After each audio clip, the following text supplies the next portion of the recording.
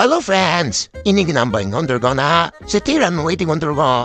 அவங்க ஏதாவது சொல்லணுமா? ஏழுங்க பேசுங்க. நண்டு குழம்பு செய்வோமா? என்னது? இந்த மெத்தட்ல வச்சா இந்த நண்டு ஸ்மெல்லு பிடிக்காதவங்க கூட இது சாப்பிடலாம்.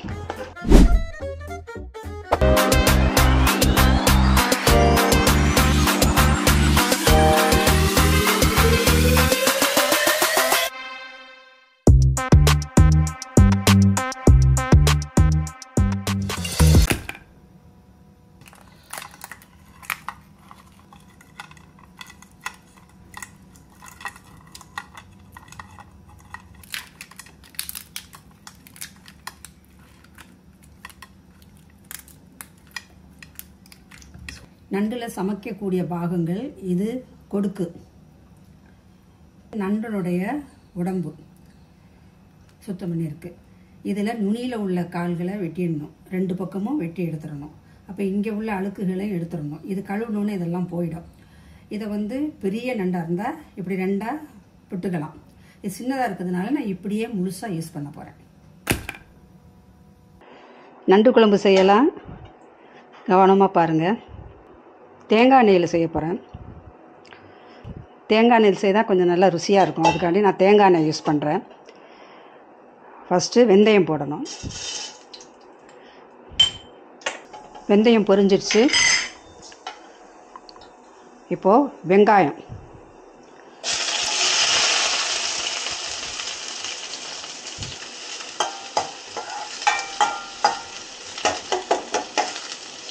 ஒரு டீஸ்பூன் சோம்புத்தூள் போடுறேன்.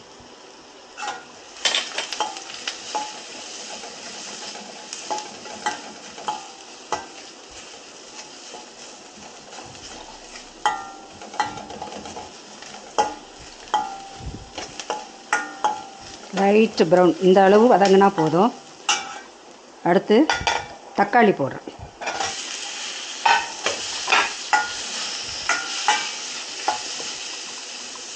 தக்காளி வேகிறதுக்கு கொஞ்சம் உப்பு போட்டுக்கலாம்.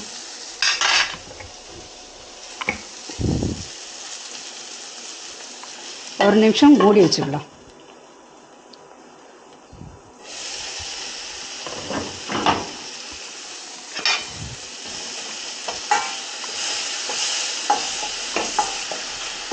எண்ணெயிலேயே தக்காளி நல்லா வதங்கி அந்த எண்ணெய் கொஞ்சம் வெளியில் பிரிஞ்சு வரணும். அந்த அளவுக்கு நம்ம வதக்கணும். புதினா கொத்தமல்லி ரெண்டும் சேர்ந்து 2 டீஸ்பூன்.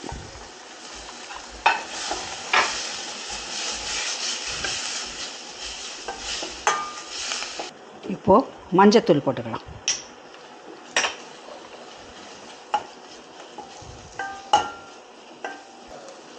கருவேப்பிலை,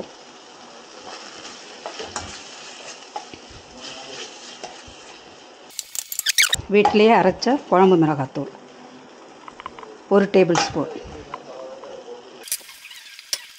சின்ன சின்ன 4 பச்சை மிளகாய், அதை 2 கட் பண்ணி போட்டிருக்கேன்.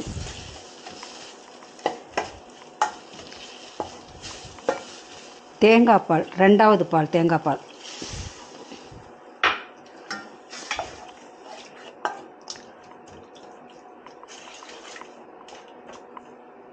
ஒரு 30 செகண்ட் அப்படி மூடி வச்சுட்டு நண்டு எடுத்து போடணும்.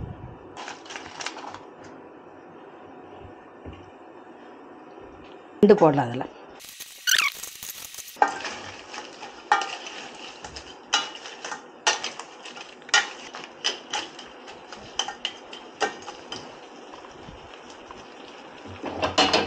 ஒரு 2 நிமிஷம் மூடி வைக்கலாம்.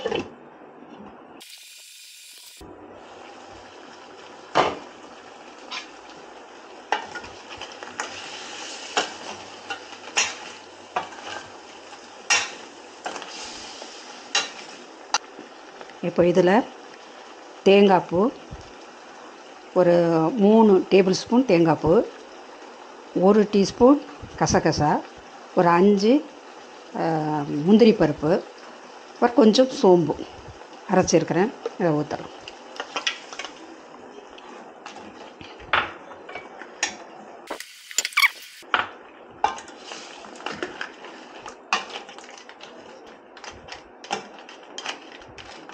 இந்த மெத்தடில் வச்சா இந்த நண்டு ஸ்மெல்லு பிடிக்காதவங்க கூட இது சாப்பிட்லாம். நிறைய பேருக்கு வறுத்தா தான் பிடிக்கும், குழம்பு பிடிக்காது. ஏன்னா இந்த ஸ்மெல்லு ரொம்ப பேருக்கு பிடிக்காது. இந்த மாதிரி செய்தால் நல்லாயிருக்கும், ஸ்மெல்லே தெரியாது. ஒரு நிமிஷம் கொதிக்கட்டும். ஒரு நிமிஷம் நல்லா கொதிக்கட்டும்.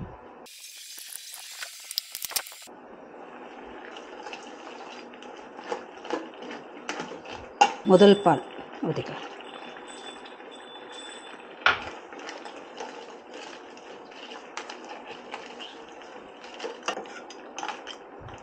லேசாக ஒரு கொதி கொதிச்சா போதும்.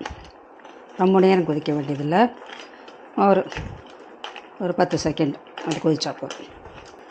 கருவேப்பிலை வைக்கலாம். எலுமிச்சம்பழம் 1 டீஸ்பூன்.